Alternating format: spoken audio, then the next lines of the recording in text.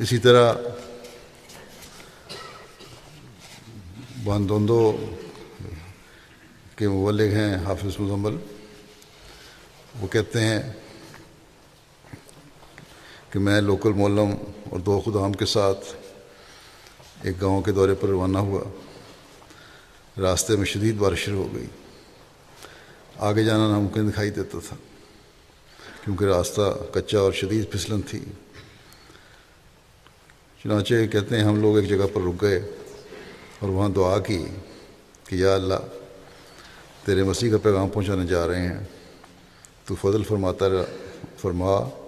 تا راستے کی ہر روک دور ہو جائے۔ وہاں اطلاع کی ہوئی تھی، پہلے لوگ وہاں جمع تھے۔